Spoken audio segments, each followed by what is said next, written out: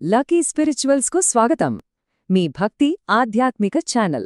మన ఇంట్లో శాంతి శ్రేయస్సు ఎప్పుడు ఉండాలంటే మనముంటున్న ఇల్లు సరైన దిశలో ఉందా?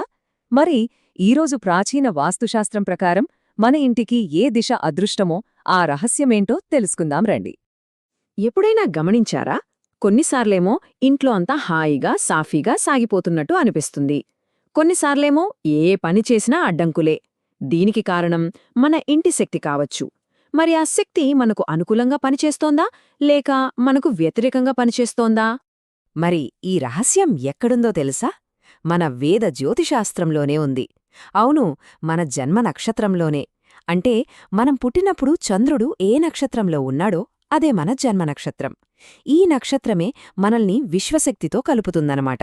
సో మనం సరైన దిశను ఎంచుకుంటే ఆ శక్తి మనకు పూర్తిగా అనుకూలంగా మారుతుంది. సరే, ఇక అసలు విషయానికే వచ్చేద్దాం.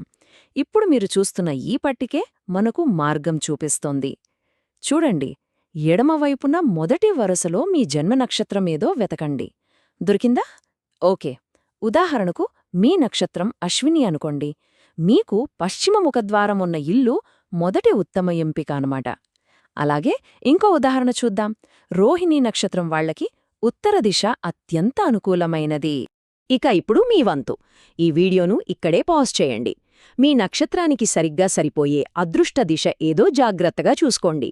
మీ ఇంటికి ఏ దిశ సరైనదో ఇప్పుడే తెలుసుకోండి. ఈ చిన్న మార్పు మీ జీవితంలో ఒక మంచి సానుకూల ప్రభావాన్ని తీసుకురావాలని మనస్ఫూర్తిగా కోరుకుంటున్నాం. ఇలాంటి మరెన్నో ఆసక్తికరమైన విషయాలు తెలుసుకోవాలంటే తప్పకుండా లకీ స్పిరిచువల్స్కు లైక్ చేయండి, షేర్ చేయండి, ఇంకా సబ్స్క్రైబ్ చేసుకోండి.